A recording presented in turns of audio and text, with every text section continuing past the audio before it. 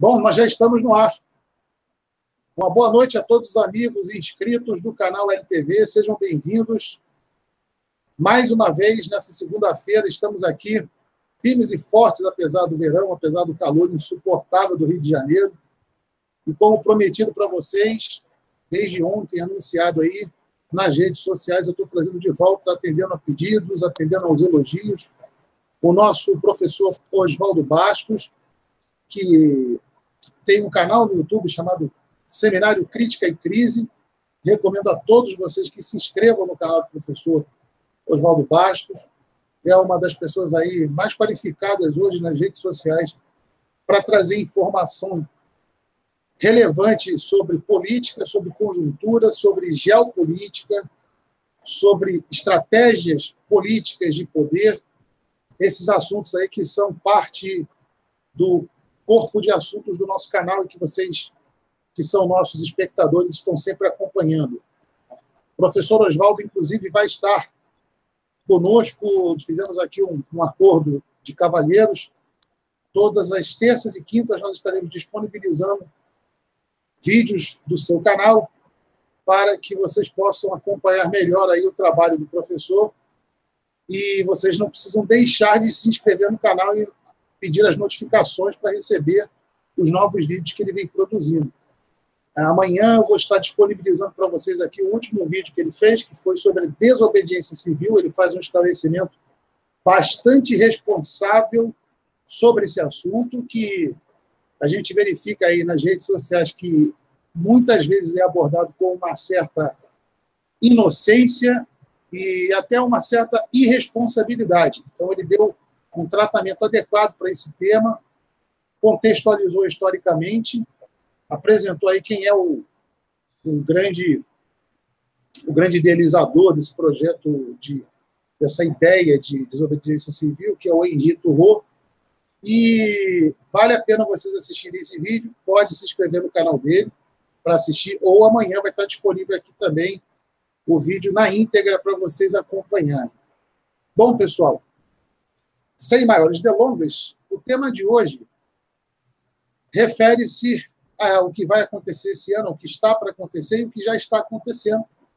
O ano de 2018, que é um ano decisivo para o nosso país. Todos vocês estão acompanhando a guerra política que nós já estamos inseridos, todos os combates e conflitos que já estão em curso, ainda no campo da guerra de informações, mas logo, logo vai estar no campo físico, no campo das ruas, tanto na condição eleitoral, de disputa eleitoral, como, eventualmente, até nesse evento do julgamento do Lula no dia 24, depois da manhã. Falta pouco para acontecer esse julgamento. Então, a gente vai falar disso também. Nós vamos falar, basicamente, quais são as ameaças e quais são as esperanças que nós temos para 2018.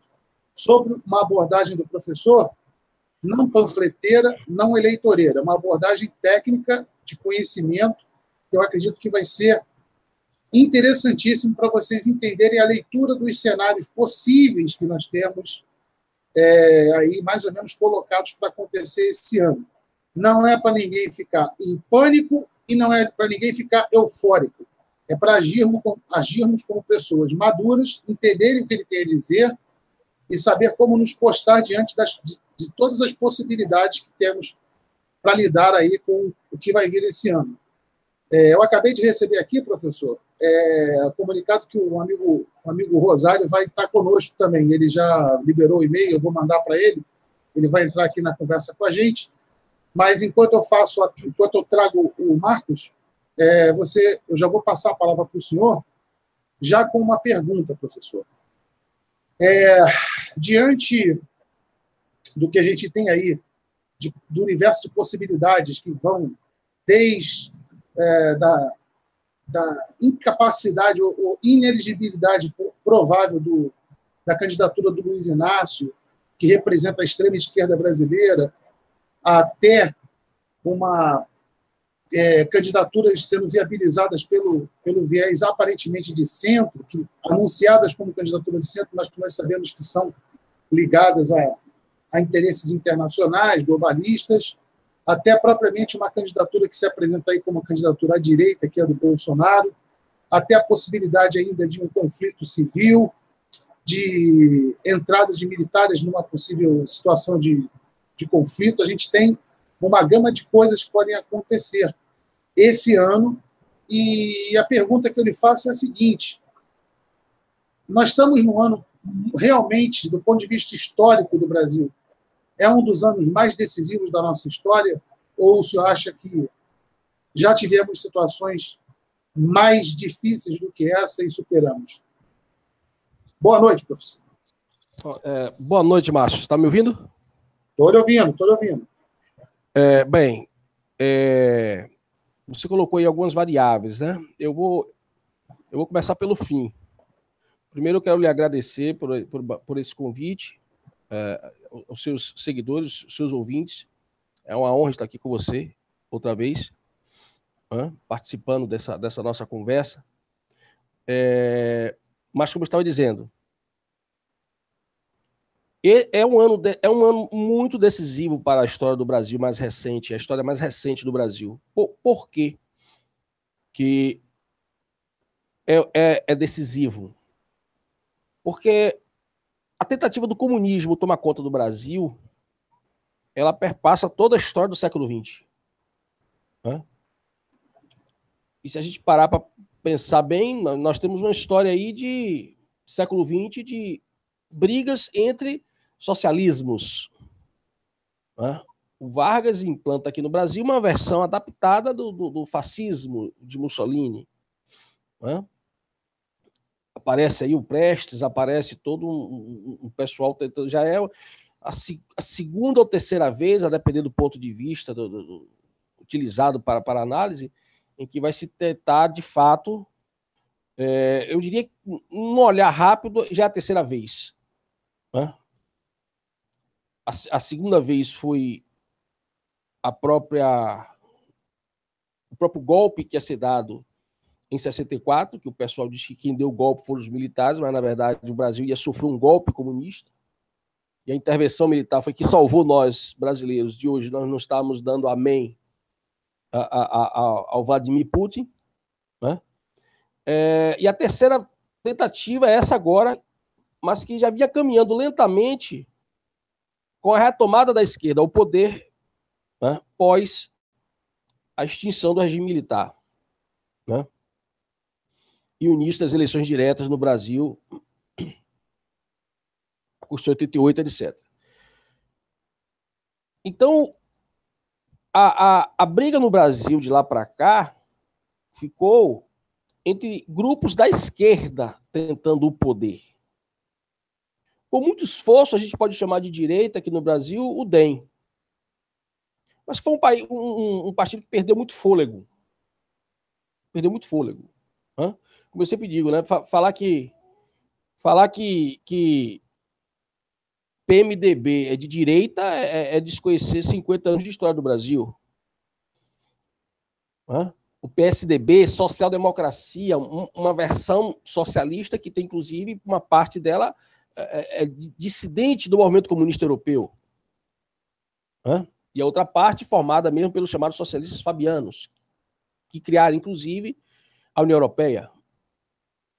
Então, nós temos um cenário aí que, se não houver, sem querer fazer panfletagem, mas se não houver a vitória do Bolsonaro, que é o único que, de fato, representa a direita no Brasil, nós vamos ter um país comunista, declaradamente comunista, sem a menor sombra de dúvida. E esforço não está faltando para isso. Nós não temos centro, no sentido, digamos, ideológico, verdadeiramente ideológico. Não estou falando que alguém se diz. Eu não estou dizendo assim. Alguém pode se dizer de centro. O Ciro Gomes pode se dizer de centro, mas está a serviço do Império Chinês aqui no Brasil. Então, nós temos, de fato, uma política dialetizada, uma política bifurcada, e que, se nós não tivermos a vitória do único representante da direita, Nós vamos ver o que está acontecendo com a Bolívia e com a Venezuela, nós vamos ver acontecer exatamente com o Brasil. Eu queria perguntar, professor, antes deixa eu dar uma boa noite, as boas-vindas para o amigo Marcos. Sim, boa noite, Marcos. Tudo bem, Marcos? Você está ouvindo bem a gente aí? Está ouvindo bem a gente aí, meu amigo? Não, eu estou ouvindo vocês agora. Vocês estão me ouvindo? Perfeitamente. Estão me vendo? Estamos ouvindo. Só não temos imagem. Temos só a sua foto, que não é tão bonita, porque você não é um cara... Acho que você vai fazer a audiência do canal cair. Essa sua careca aí... Vou configurar a câmera aqui, eu estou com um certo probleminha. Mas daqui a pouco eu acho que eu consigo acertar isso aqui também. Eu acho que o problema aí está entre a cadeira e o computador, mas eu vou... Com certeza, é um problema de operador. Você vai chegar lá. Então tá bom, enquanto você tenta resolver, só dá uma desligadinha no seu microfone, porque cada barulhinho que faz, chama... Aí, beleza? Aí quando você tiver ok aí, é só dar um alô. Professor, é o seguinte, a gente sabe, professor, que dentro desse universo revolucionário de esquerda, existem aí as graduações, vamos dizer assim, né? A gente tem uma esquerda mais radical, a gente tem uma mais ou menos, a gente tem uma mais pão com manteiga, e é óbvio que, dependendo de quem o grupo político que vá para o poder, existem as estratégias que são ligadas a cada uma dessas correntes para a implantação aí de um governo mais totalitário. Né? Eu acho que o professor caiu, rapaz. Acho que caiu aqui. Bom, retornou, tudo bem. O senhor ouviu até que ponto, professor, a pergunta? Eu vi quando você estava brincando com ele aí, a pergunta eu não ouvi. Bom, vou refazer a pergunta, então. Nós temos aí várias correntes, por assim dizer, dentro desse universo aí revolucionário de esquerda. E candidaturas que representam essas várias correntes, né? Algumas mais radicais, que hoje estão representadas pelo projeto do PT.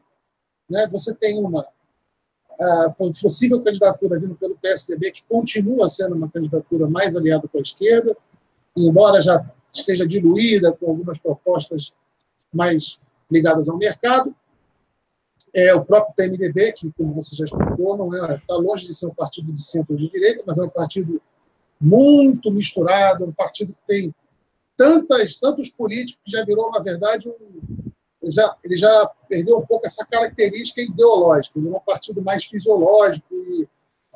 Mas a pergunta é a seguinte, vale essa afirmativa de que, numa possibilidade de uma não vitória de uma candidatura conservadora, como hoje representa o Jair Bolsonaro, vale a afirmação de que qualquer outra candidatura representa necessariamente a implantação de uma ditadura na sequência, ou você atribui isso mais especificamente a um partido de extrema esquerda, e se o partido como o PSDB ou o PMDB vier a ganhar como seu presidente, manteria uma estratégia de longuíssimo prazo, mais voltada para uma espécie de ativismo judicial, positivação de leis e caminhar nessa coisa de controle social, mas de uma forma meio que, como se diz vulgarmente, colocando a rã na água para assar, devagarinho, sem muita pressa.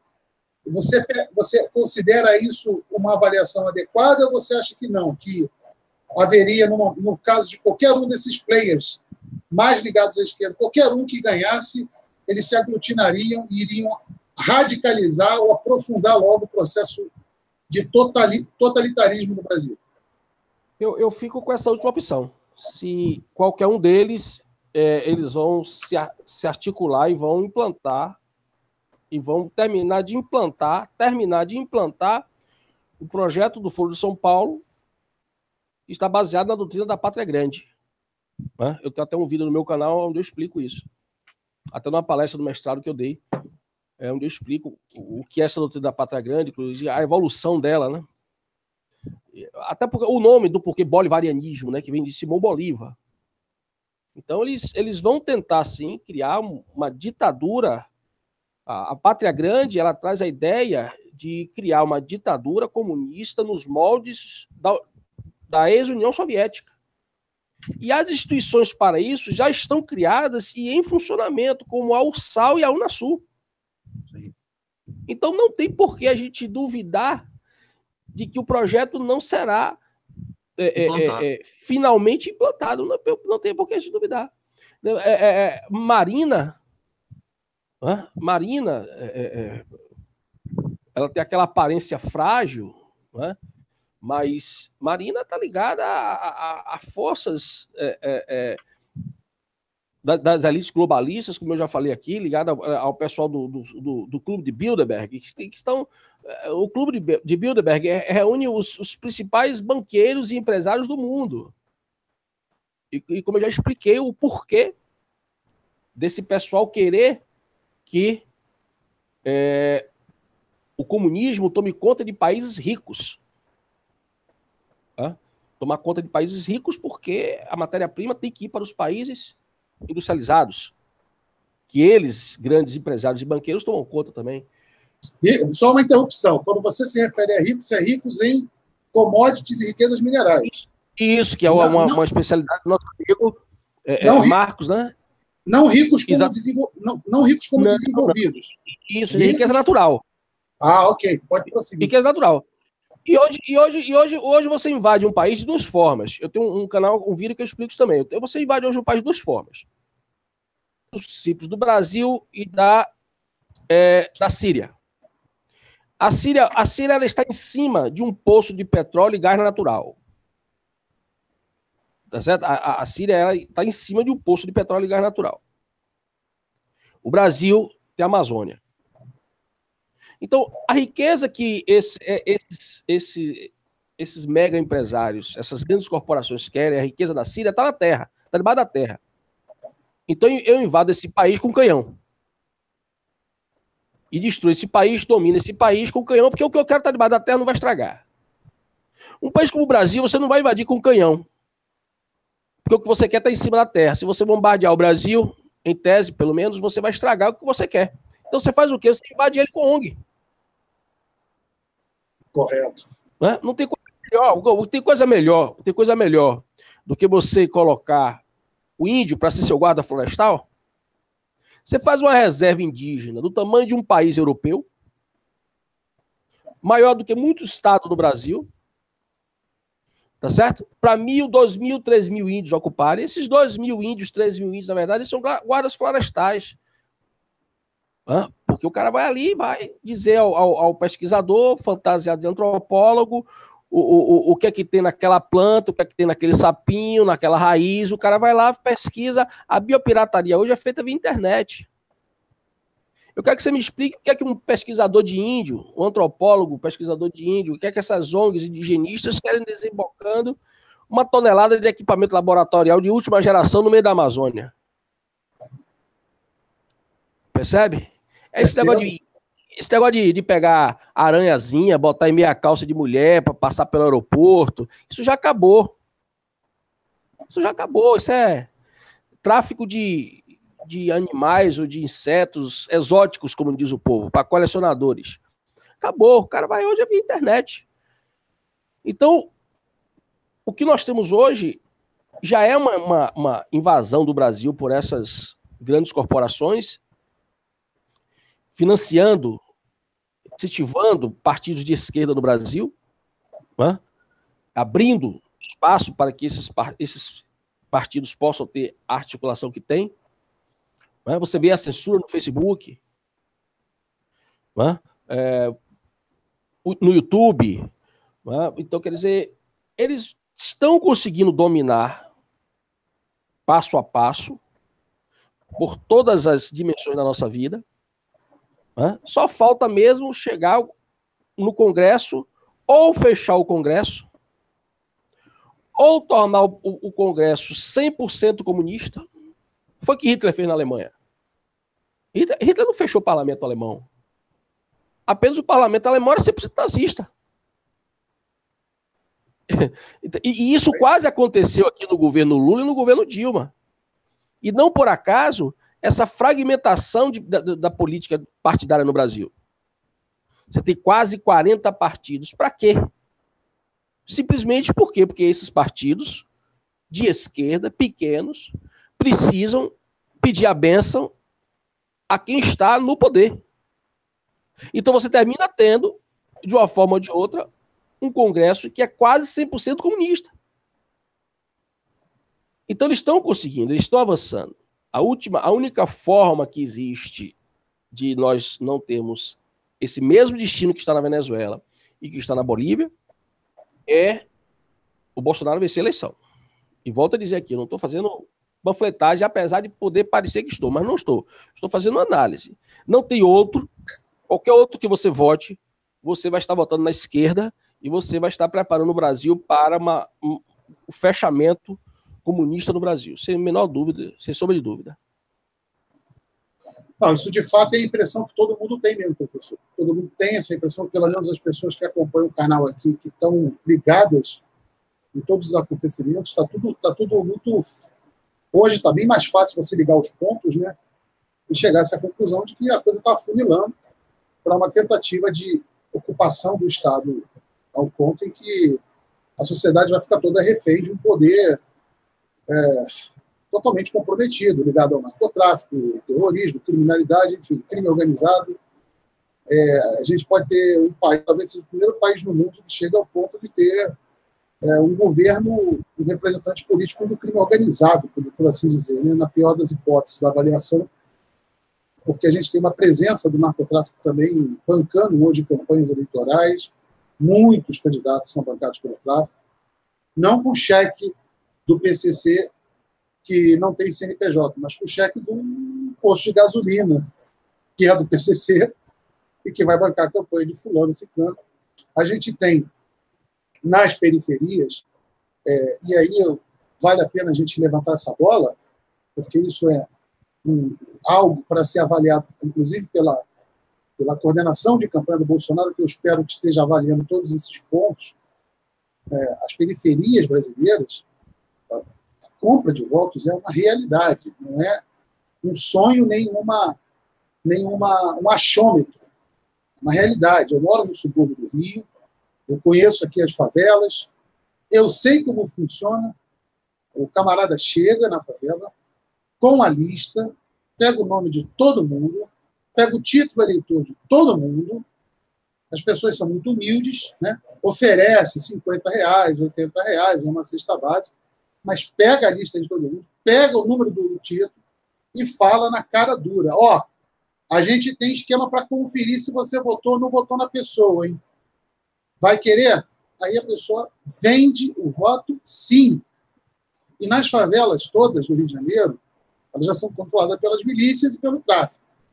Ou seja, a população de favela do Rio de Janeiro, por exemplo, se você juntar desde a Rocinha até todas as outras, vai dar mais ou menos 2 milhões de pessoas. É óbvio que nem todo mundo, nem todas as favelas, você tem 100% dessa adesão. Mas você tem um número considerável dessa adesão, porque muita gente não faz força. Você não precisa obrigar. Muita gente vai lá e vende para ganhar uma cesta básica, para ganhar 50 paus, para ganhar até cocaína, se for o caso. Vale tudo. Então, existe... E quando você faz a ligação de com quem o tráfico está ligado, ele está ligado justamente com o movimento revolucionário. Então, eu, como candidato a deputado, nunca vou entrar numa favela para pedir voto, porque eu não vou ter voto. Aliás, eu não vou ter nem a chance de entrar para fazer alguma campanha. Eu vou ser colocado para fora. Então, a gente já tem essa dificuldade que o Bolsonaro, ou uma candidatura de direita, precisa observar e quantificar isso, precificar isso, para que monte uma estratégia que dê a ele condição de competitividade. Porque, caso contrário... Está cortando a sua... Está cortando? Melhorou agora. Tá. Caso contrário, não se cria uma condição de competitividade, não dá para contar só com o Facebook para ganhar a eleição. E isso é um risco, isso é uma grande ameaça para uma candidatura contra o Bolsonaro. Eu tenho uma certa preocupação nesse sentido. Está certo que ele é um fenômeno das redes sociais, está certo que ele é hoje a grande possibilidade de redenção do povo para uma nova política, mas é preciso observar o nível de contaminação que essa estrutura de poder aí contaminada, essa estrutura de poder já foi instalada no Brasil, que é isso que você está alertando. Porque, no final das contas, a gente pode ter um esforço muito grande e, infelizmente, por questão da compra de votos ou de uma série de outras coisas, fora as máquinas partidárias atuando, a gente pode também ter um resultado desapontador, no final das contas, por falta de atuação e de militância forte também do lado de cá. Né? Eu acho que a direita, como nós já conversamos sobre isso, a direita, o que a gente chama de direita, o que a gente chama de conservadores, ainda é um público muito desarticulado. Né? Ainda é um público que tem medo de botar a cara, tem medo de assumir isso. Né? É claro que isso está melhorando bastante mesmo. Hoje você já vê no Facebook uma reação que é bem contrária à de 2, 3, 4 anos atrás. 3, 4 anos atrás, você não ia falar de Bolsonaro no Facebook porque viu o pessoal do MAV, que era bancado pelo PT, isso foi dito inclusive por Rui Falcão, numa entrevista no Roda Viva, que eles bancavam mesmo pessoas para ficar fiscalizando o Facebook e atacar qualquer um que falasse mal do PT ou elogiasse, no caso, em questão Bolsonaro, né? Movimento ambiental virtual, como era chamado, ou é chamado. Então, hoje você já vê uma reação, mas ainda assim é uma reação, no meu entendimento, eu concordo com você, uma reação um tanto tímida frente a esse cenário que nós estamos vendo aí, aonde a esquerda ela não está baseada, nós temos que lembrar que a esquerda ela está muito influenciada pelo gramscismo no Brasil, o próprio PT. Então faz parte do chamado marxismo cultural, faz parte dessa nova interpretação do marxismo, o desmonte moral, o desmonte da cultura no sentido erudição e o desmonte da cultura no sentido moral. E essa população mais jovem, ela está sendo muito levada por isso. Ela está muito, parece que boa parte dos jovens, não digo dos adolescentes mais não, os jovens, os adultos jovens, estão se entusiasmando por essa cultura do oba-oba. Essa cultura orgiástica, do sexo livre, da droga livre, da falta de responsabilidade com tudo. E uma camada mais, digamos assim, de uma idade mais avançada da população, também está gostando disso. Porque está vendo nisso, talvez, quem sabe, aí só Freud que explica, talvez uma realização dos seus sonhos de adolescência frustrados. Então você está tendo um Brasil, que está caminhando para a bancarrota no sentido político, no sentido institucional. As instituições republicanas estão fragilizadas, estão desmoralizadas. Né? Então você está vendo que eles estão atacando de todos os lados. Não é apenas a tomada do poder pela via do poder político partidário. Eles estão corrompendo a sociedade brasileira em todas as suas dimensões. E, nesse sentido, essa população jovem, votante em potencial acima dos 16 anos, tem muita gente que já não está nem aí, que quer a bagunça mesmo. Você tira desse jovem a cultura, você tira desse jovem o estudo, ele vai para a sala para aprender jargão revolucionário. Eu sou um adepto aqui, você já viu lá no meu canal, eu tenho debates na televisão sobre escola sem partido, quer dizer, você tira a cultura erudita, a alta cultura, e mesmo o conhecimento técnico, lógico, matemático, a boa física, a boa matemática, enfim, e coloca o quê? jargão revolucionário. Aula de educação sexual, que na verdade é revolução sexual. Então, essa nova geração ela não está sendo preparada para ter atenção à política e para prever, poder entender as consequências que esta irresponsabilidade por parte de muitos professores brasileiros, né, que estão tendo muita aderência de estudantes brasileiros, eles não têm, o jovem perdeu essa capacidade de perceber a cilada que ele está entrando. Os rumos nefastos que eles estão ajudando. Aproxima um pouquinho mais o microfone. Isso. Os rumos nefastos que eles estão ajudando o Brasil a tomar. Então, isso me preocupa sobremaneira. Porque aí volta aquela questão anterior. É isso que termina dando respaldo para que essas pessoas economicamente menos favorecidas terminem acreditando que, votando em quem está dando Bolsa Família, quem está dando Bolsa Marisco, Bolsa não sei o quê, que isso é um futuro certo para elas.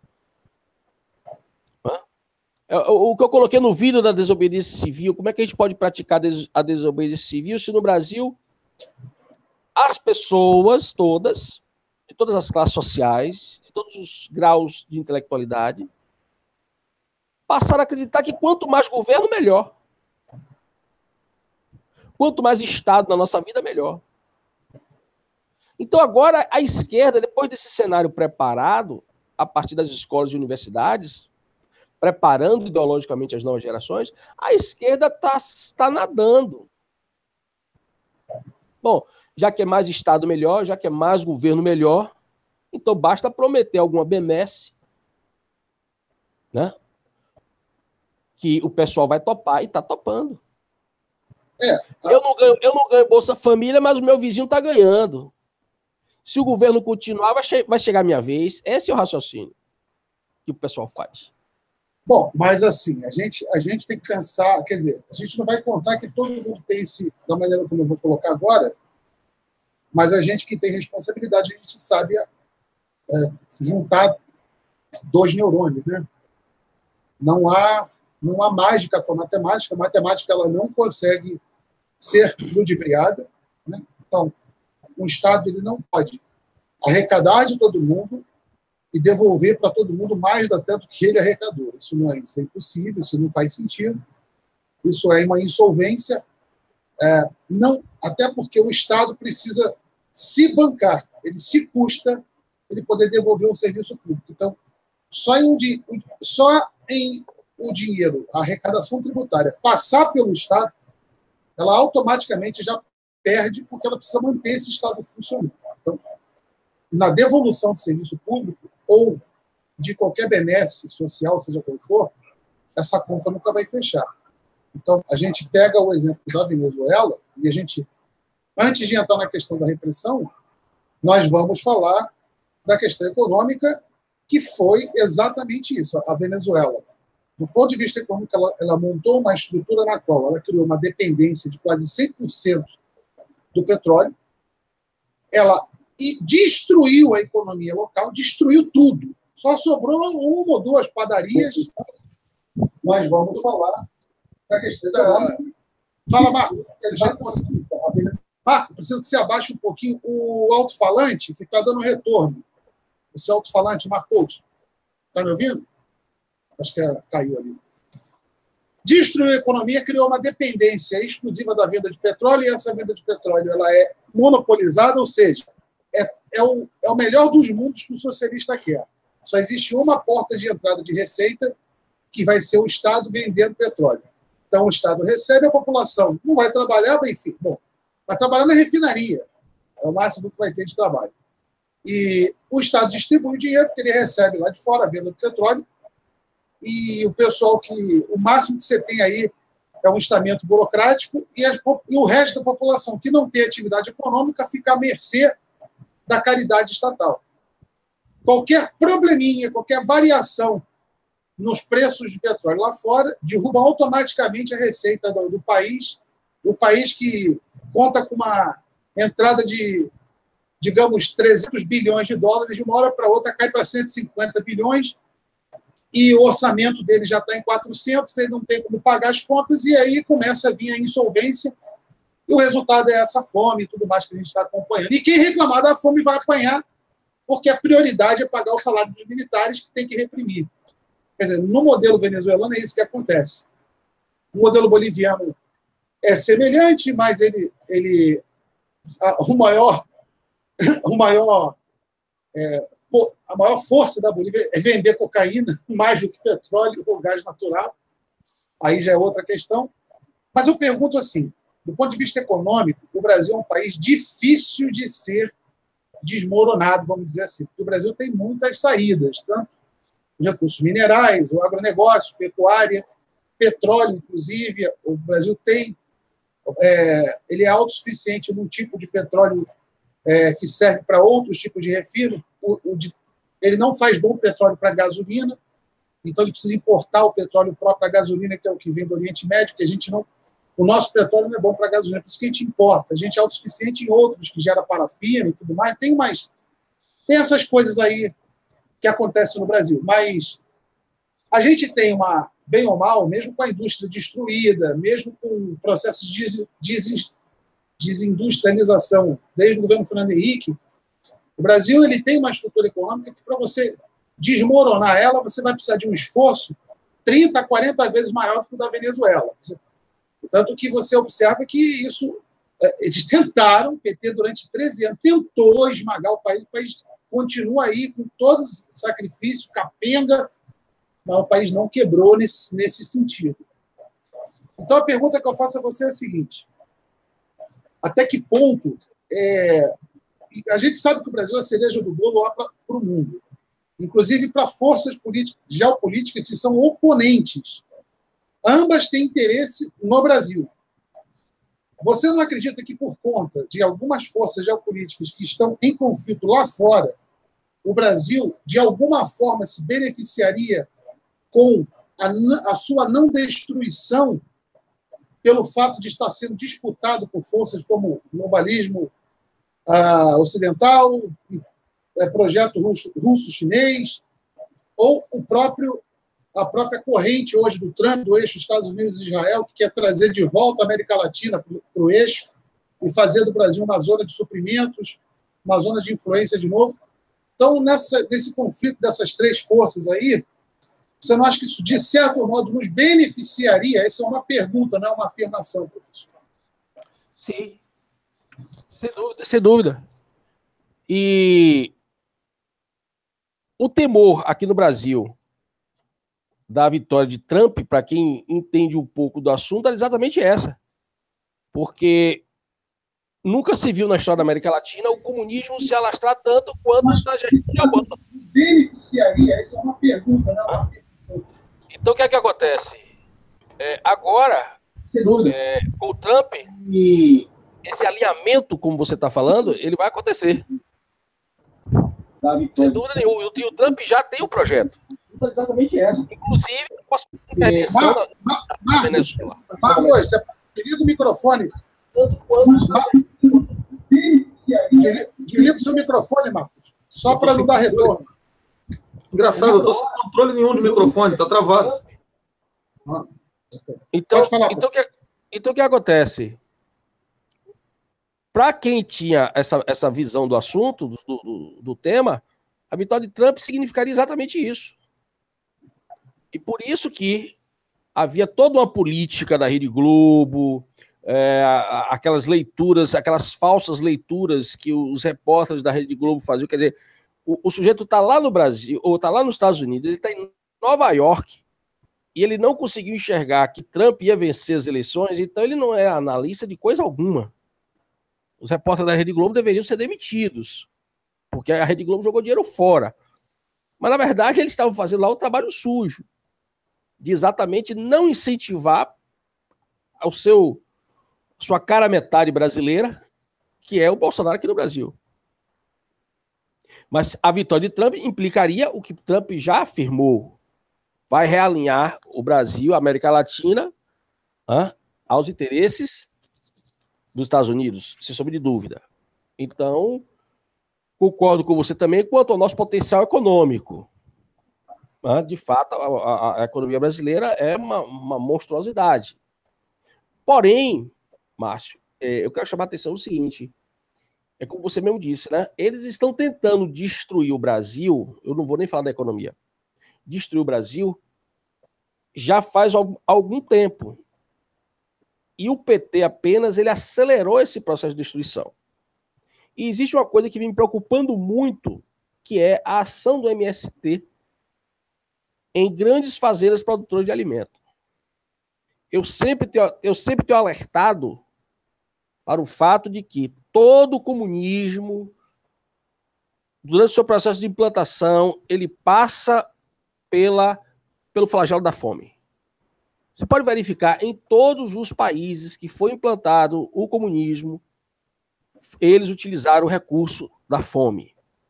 Isso vai começar na Rússia, depois passa para a China, os países do Sudeste Asiático, países africanos,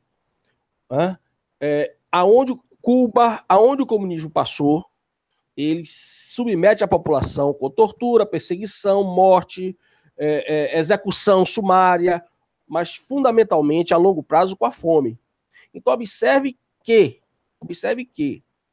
esses ataques do MST, se você for juntando as pedrinhas do quebra-cabeça, por um meio só eles não conseguem.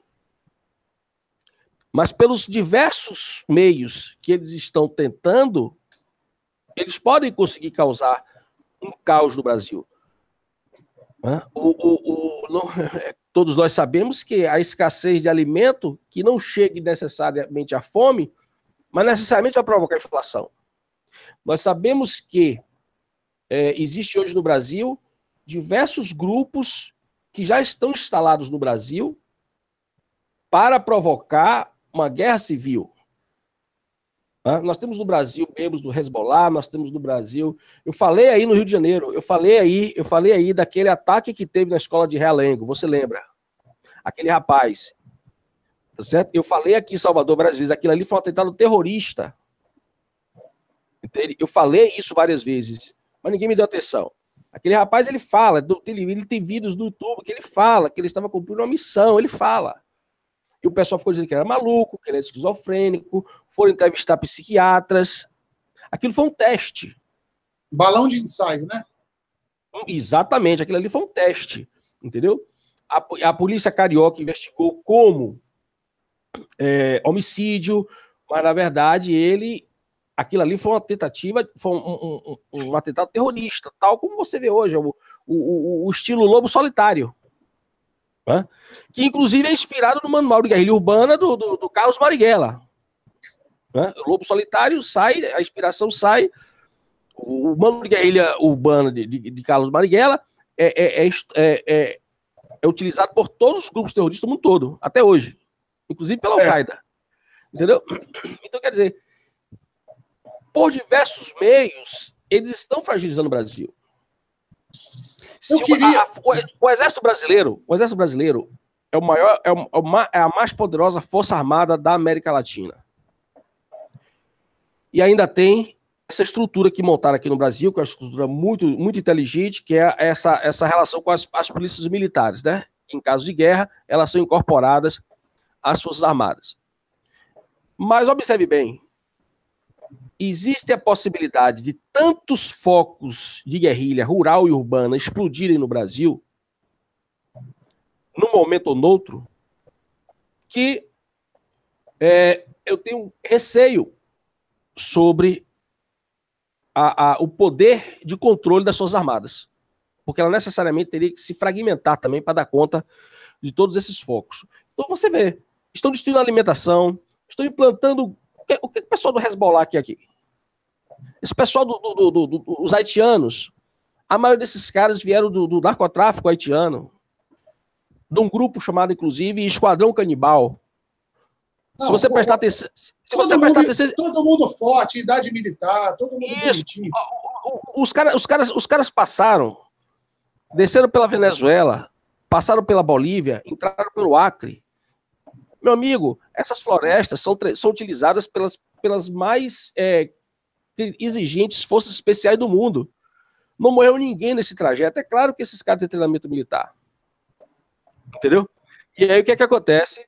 Entram no Brasil, né, se espalham, vão para outros estados, vão para o estado de São Paulo, quer dizer, estão preparando alguma coisa. Esses caras não vieram aqui passar férias. Perfeito. Hã? Não vieram aqui passar férias. Eu queria perguntar, aproveitar que o Marco, acho que o Marco já está ok, vou perguntar para você e depois passar para o Marcos. Seguinte, aproveitando que a gente falou de Forças Armadas, existe um fato no período do impeachment que deu uma certa esperança para o povo brasileiro, que foi a tentativa mal sucedida da então presidente Dilma de pedir um estado de defesa. Ela requereu isso junto ao Vilas Boas e foi negado, além dele ter negado esse pedido, corre-se até hoje o boato de que ele ameaçou dar voz de prisão para ela. Assim, a gente não confirma isso, mas isso aí é o que se fala dos bastidores. Esse fato por si só, nós poderíamos afirmar que seria uma prova de que, pelo menos, a maior parte de quem bate o martelo nas Forças Armadas estaria do lado da população? Essa é a primeira pergunta. E a segunda pergunta uma guerra custa muito caro, ainda que seja guerrilha, custa muito dinheiro. A gente sabe que o narcotráfico tem grana, talvez pudesse bancar uma guerra por algum tempo, se fosse o narcotráfico o maior financiador das guerrilhas aqui, se elas estourassem, né? Mas as Forças Armadas brasileiras são aparentemente capazes de enfrentar esses caras aí. Não sabemos aí por quanto tempo, não tem entendimento. Talvez o Marco tenha algum conhecimento, possa nos passar. Mas você acha provável, vocês acreditam, qualquer um de vocês quiser responder, vocês acham que é plausível que esses caras achem que vão ser capazes de derrubar as Forças Armadas brasileiras num ambiente em que a gente tem até a possibilidade de uma aproximação, uma aliança americana para garantir zona de influência do Brasil, a possibilidade de um apoio de tropas americanas, inclusive, se necessário? Eles iriam entrar numa bola dividida dessa para saber quem tem mais dinheiro para bancar uma guerra que custa muito caro? Eu deixo a pergunta aí, eu não sei quem gostaria de responder. Boa noite, amigo Marcos. E aí, boa noite, pessoal. Tive um probleminha aqui, deve ser um probleminha de firewall, vocês estão me ouvindo bem? Tá tudo bem, estou ouvindo bem. Ah, maravilha. Olha só, observando tudo que o professor Oswaldo estava falando e a sua pergunta, o caso é o seguinte, a gente tem que pensar do ponto de vista estratégico, tá? Como é que você agiria sendo justamente pertencendo a um grupo revolucionário, tá? Só existe um jeito. Você não vai querer uma batalha de frente com as Forças Armadas. Não é isso que eles querem. É óbvio, você vai partir para quê? Para estratégias de baixo impacto. Então você faz... O Brasil é muito grande, né? O tamanho da Europa, a gente sabe disso. Qual é a jogada? A jogada é você fazer ações pontuais em extremos do próprio país. Então você tem uma situação conturbada no Rio de Janeiro. Você age no Rio de Janeiro. Você age depois em São Paulo. Você age no Nordeste. E assim vai. O único jeito que tem de você levar uma saturação, mas uma saturação de que tipo? Você vai mobilizar de uma hora para outra todas as forças.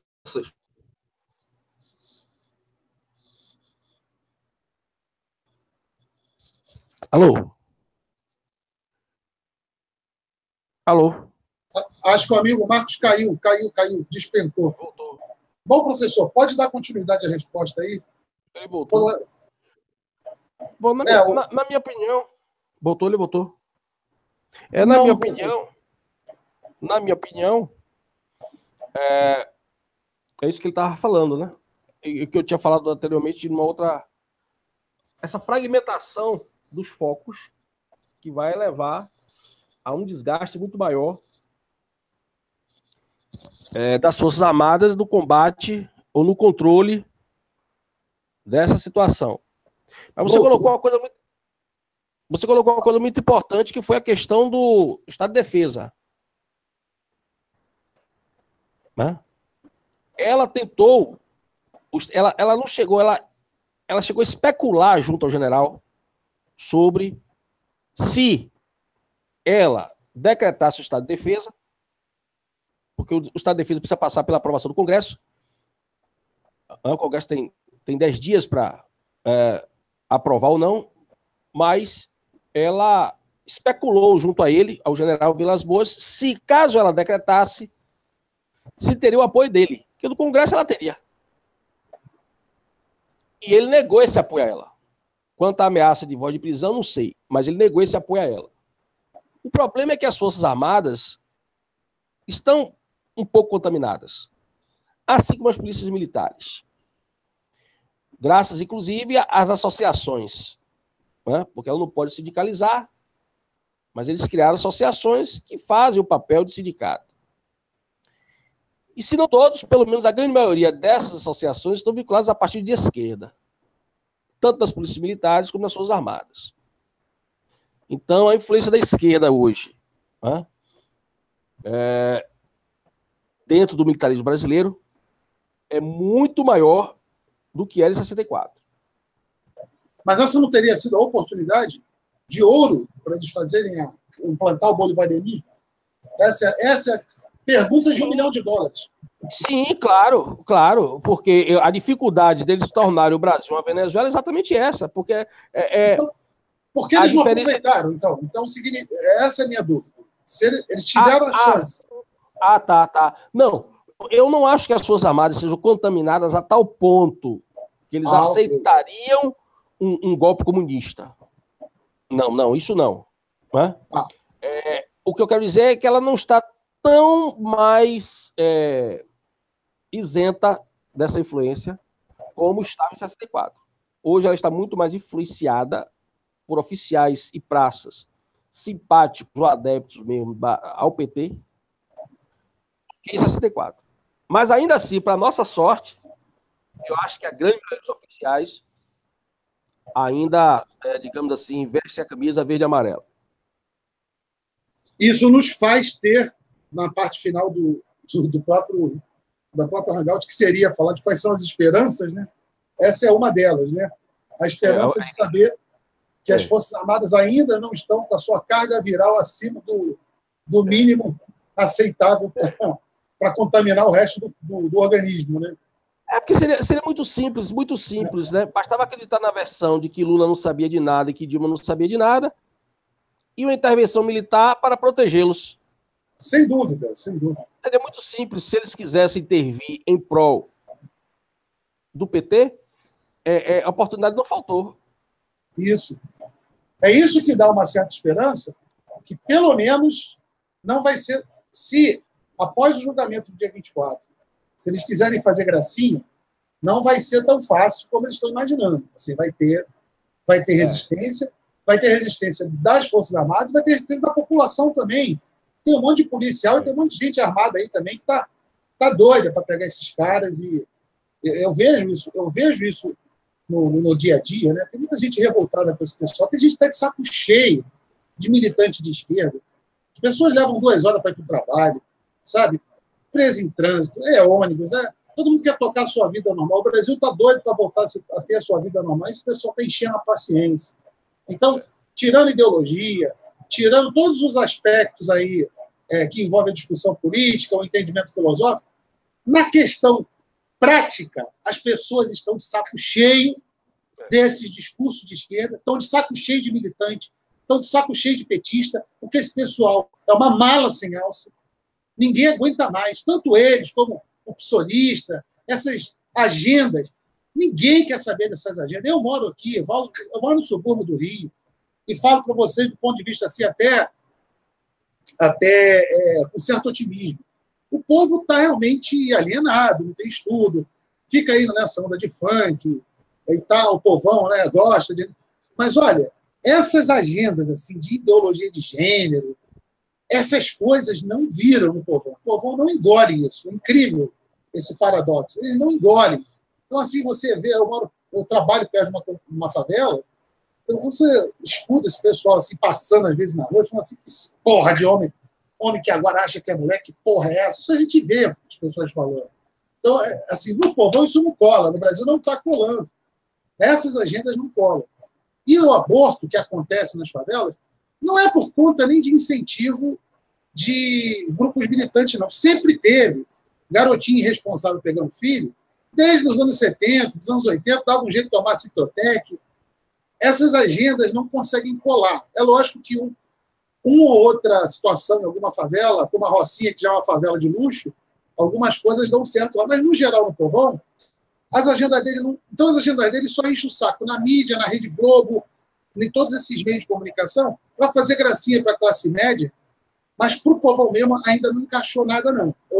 Desse grosso, desse pesado, não encaixou, não. O pessoal não está engolindo. Marco, você estava falando, cara, caiu tua conexão, queria deixar você concluir aí, cara. Depois eu ia passar para o professor para a gente ir para a parte final. Bom, dá uma rezadinha aí para não cair novamente, né? Porque toda vez que eu começo a transmitir, dados caem. Tá entendendo? O caso é o seguinte, eu estava falando de ações isoladas, né? E, no meu ponto de vista, eles ainda não começaram a brincadeira.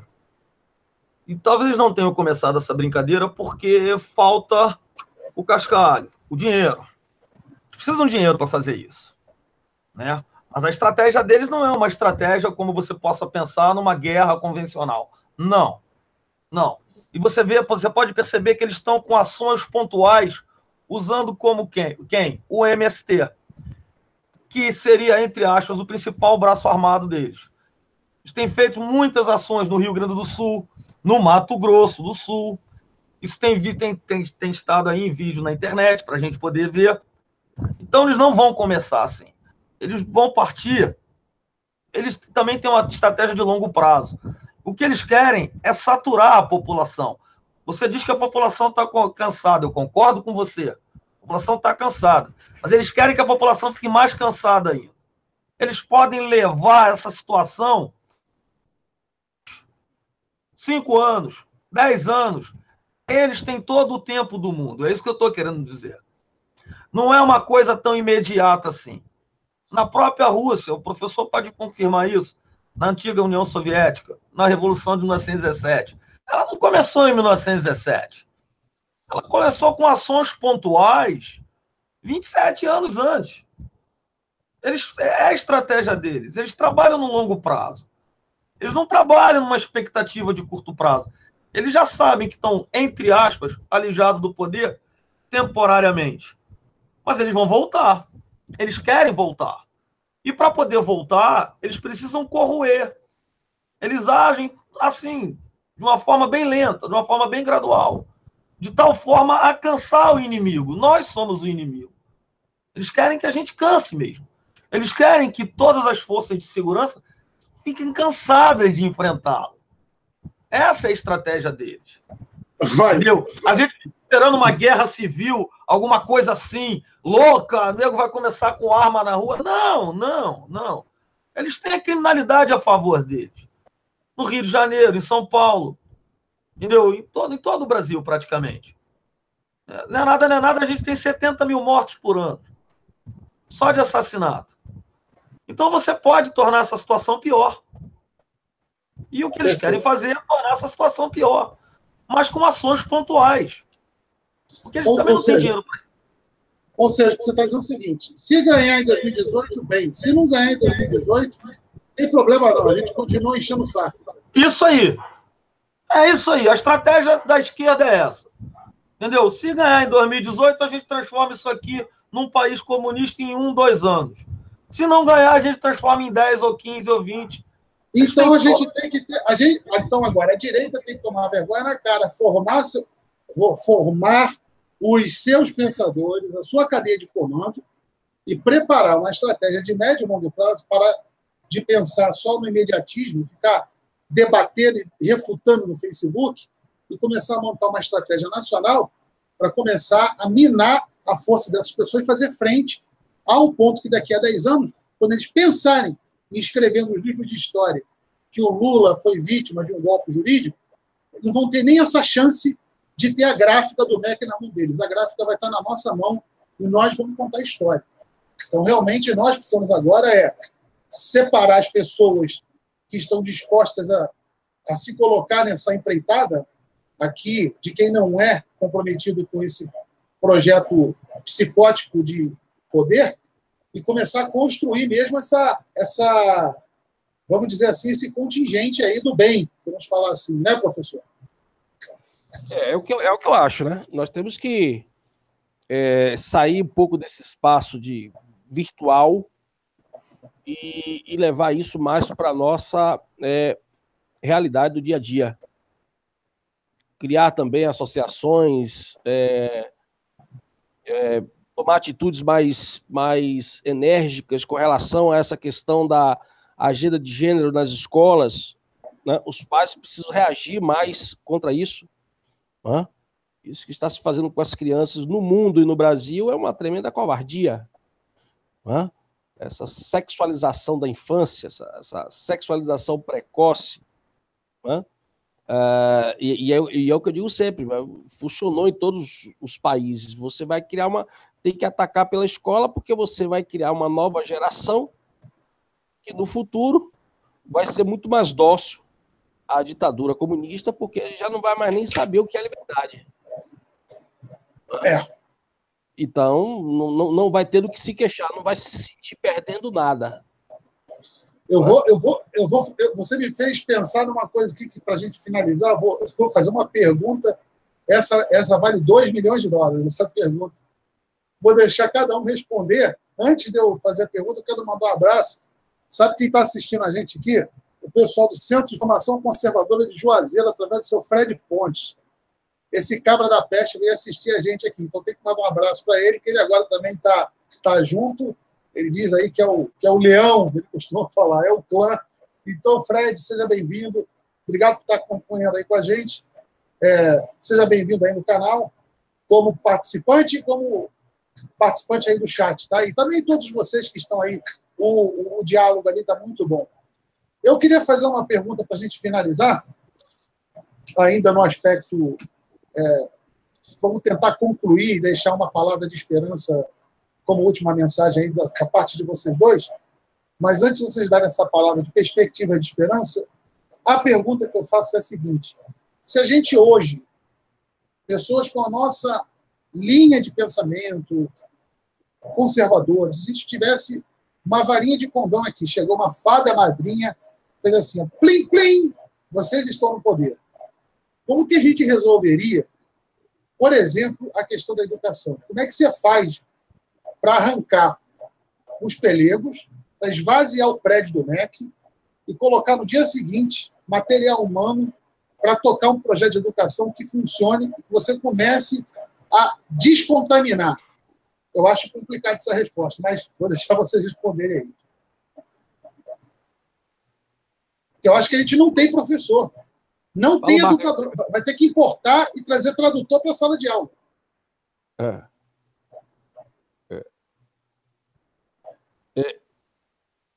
Pode falar.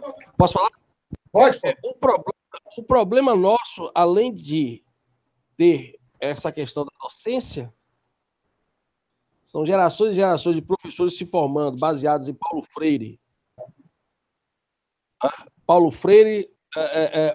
Leonardo Boff, né? Gramsci e outros marxismos mais, né? Além de ter uma geração após geração, nós também temos a questão da literatura.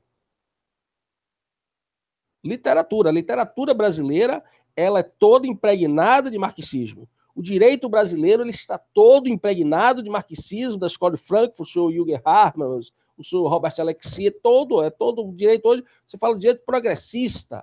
Quando você vê direito progressista, lê esse direito comunista.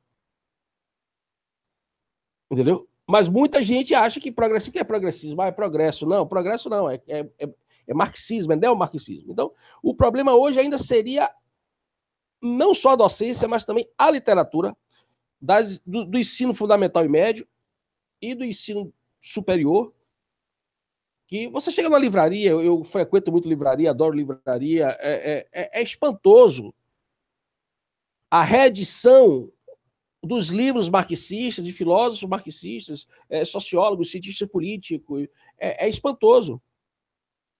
Hã? Dentro do direito, hoje, do direito penal, hoje é a maior moda hoje, o abolicionismo penal, que tem influência Foucaultiana. Então, além de você ter esse problema de recurso humano, nós teríamos um problema de literatura. Agora, aí eu vou usar um jargão da esquerda, como vou me apropriar aqui para a direita. A luta continua. Porque o que a gente não pode desistir. Se você entra no MEC, se eu fosse hoje entrar no MEC, a primeira coisa, o que o Trump fez e que Israel fez, desvincular o Brasil da ONU e da Unicef. A ONU e a Unicef estão mandando a educação no mundo.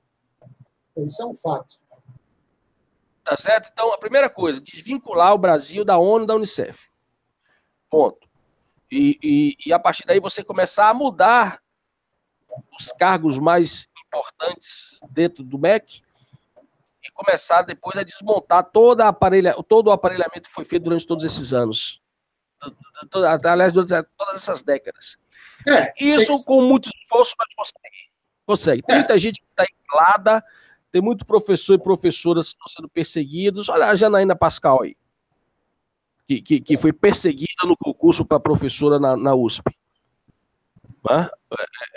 Tirou em último lugar no concurso interno para professor titular. É surpresa que a Janaína Pascal, na USP, que se tornou um celeiro de comunistas em todos os cursos. Foi novidade a Janaína Pascal tirar em último lugar no concurso para professor titular? Claro que não. Claro que não foi coincidência, nem foi novidade. Então tem muita gente aí querendo reagir, tem muitos professores querendo reagir, tem muitos professores também contrários a tudo isso aí, e que às vezes tem até medo de falar, tem medo de ser perseguido, tem medo de ser repudiado pelos colegas, mas se desencadear, se abrir a torneira, muita gente vai se manifestar e vai... É o que se defende, inclusive rapidinho, conversei com amigos sobre a situação da Europa, da Alemanha, né? A gente tem aqui uma avaliação de que toda a Europa está de joelhos diante da invasão islâmica, né? E uma pessoa que tem contatos lá, né, com a Alemanha e tudo mais, diz o seguinte: olha, não é bem assim, não. A população alemã, ela não está aceitando a entrada de islâmicos. O problema todo é que eles montaram um aparato, um ordenamento jurídico tão violento, tão repressivo contra qualquer reclamação dessa entrada de islâmicos, que o povo está acuado. O povo tem medo de falar qualquer coisa para não ir para a cadeia, para não ir em cana. Então as pessoas estão assim. Elas não querem, mas elas estão quietas porque elas não querem ficar longe da família. Ninguém quer ir preso, né? Ninguém quer ir para a cadeia. Mas a partir do momento que entrar sai a Angela Merkel, entra o primeiro-ministro que vai botar o pau na mesa e vai botar o negócio para andar, vai surgir alemão revoltado, metendo a porrada e botando os islâmicos para correr do dia para a noite. Então existe esse fenômeno, assim, é uma espécie de... Tem muita gente que está assim, ó, quieta, acuada, dança conforme a música, porque não tem opção, senão vai perder emprego, vai tomar uma geladeira, mas também tem essa perspectiva de que se você entra um governo e fala, agora vai ser desse jeito, quem gostou, gostou, quem não gostou, tchau. Disponibilidade ou aposentadoria, ou PDV, plano de demissão voluntária. Está afim, não está afim, tchau e bênção, vai ser desse jeito. O que quer, não quer, dane-se. Se entrar um cara e fizer desse jeito, pode ser, vai surgir assim, do ralo, vai surgir do esgoto, vai aparecer um monte de gente. Fala, pô, graças a Deus, vocês me salvaram, eu não aguentava mais esses comunistas enchendo meu saco, me intimidando. É possível que isso aconteça. Marco, queria deixar você dar uma palavrinha, meu filho, e para a gente poder ir para o final aí. Você falou pouco, você caiu toda hora, no próximo você vai ficar estabilizado. Tomara, né? Olha só, você vai me colocar numa situação de poder, mas de que jeito? Com plenos poderes? Ou eu vou ter que negociar com o Congresso Nacional? Ah, não sei, cara. Você tem cara de que... Não, você tem cara que jogou bola, primeira coisa que eu faria, que eu faria, tá? relativa à MEC, pegar todas as portarias que centralizam poder até dizer chega para o próprio MEC e acabar com elas. Antes de mexer no sistema jurídico, antes de mexer em lei, começa pelas portarias. E depois... Ai, devo ter caído de novo.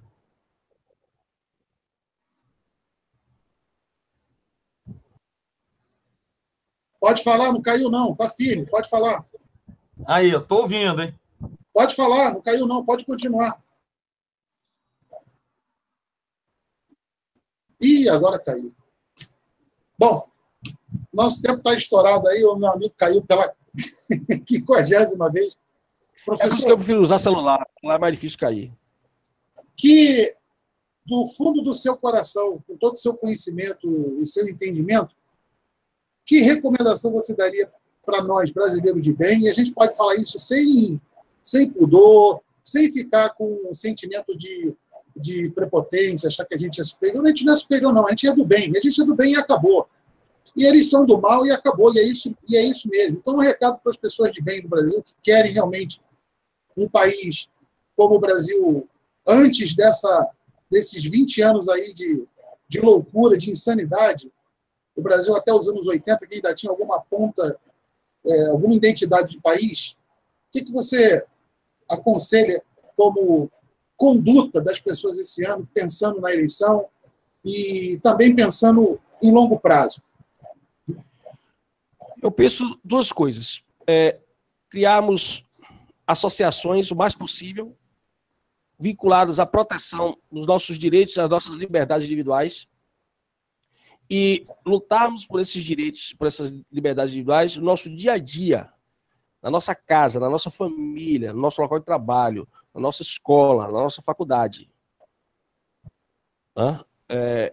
Eu acho que essa perseverança o Brasil tem que ter. Tem que parar com esse negócio de silêncio, tem que parar com esse negócio de medo. Medo de não ficar bonitinho na fita. Medo de não aparecer bonitinho na foto.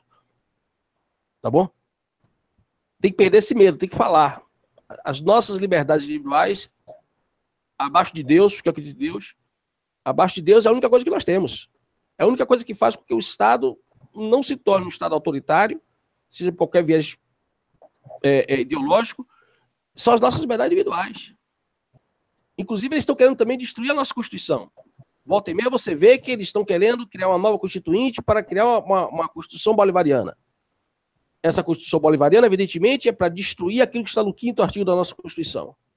É para criar uma Constituição definitivamente comunista no Brasil. Tal como fizeram na Venezuela e na Bolívia. Então nós precisamos lutar por essas liberdades individuais, pela nossa liberdade de expressão, pelo nosso direito de concordar e discordar do que quer que seja, em qualquer lugar. Nós temos que fazer o que eles fizeram. Eles fizeram ocupação de espaços. Nós vamos reocupar os espaços. Aonde nós estivermos. Esse é o meu conselho. Tá ok, professor. Muito obrigado. Lembrando mais uma vez, o canal do professor Oswaldo Bastos é o Seminário Crítica e Crise. Só você escrever no campo de busca do YouTube, Seminário Crítica e Crise, você vai achar o canal do professor Oswaldo. Eu recomendo que você, assim que tiver um tempinho, comece a assistir os vídeos. Ele tem, acredito que uns 80 vídeos, se eu não me engano, 70, 80 vídeos.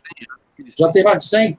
Tem bastante material. E o interessante do professor é que todos os vídeos dele, no final, tem uma recomendação bibliográfica ligada ao tema que ele tratou. Então, é muito interessante para você que quer, além de se informar pelo YouTube, você poder também buscar os livros que ele recomenda. A maioria dos livros são livros em português, fáceis de encontrar, não são tão difíceis. Você compra aí online nas principais livrarias, Saraiva, Amazon, e aí você vai conseguir também ficar uma pessoa mais inteligente, digamos assim, e nos ajudar, né? Ajudar o seu país, ajudar nós, ajudar todos nós a dar força para essa reação de brasileiros de bem. Muito obrigado, professor. Eu queria convidar o senhor para a próxima segunda-feira, se tiver dentro da sua disponibilidade, a gente tentar fazer toda segunda esse nosso encontro aí. Lógico, se o senhor tiver algum compromisso, a gente adia, né? mas eu tô me encaixando aqui na minha agenda para a gente estar sempre batendo esse papo na segunda, no nosso hangout aqui especial com você, com o senhor, tá bom? Tá ok, a próxima segunda é possível, sim. Tá bom, professor. Muito obrigado a todos vocês que assistiram, nos acompanharam, nos aturaram até agora. E fiquem conosco, pessoal. Acompanhe o canal LTV, que ele está seguindo aí com a sua programação. Amanhã eu vou deixar um vídeo do professor Oswaldo para vocês assistirem a partir de meio-dia. Esse vídeo está disponível sobre desobediência civil. Ele faz um esclarecimento sobre isso. Não deixem de se inscrever no canal do professor. Indiquem o canal. Curtam e compartilhem esse vídeo. Fiquem com Deus. Até a próxima, pessoal.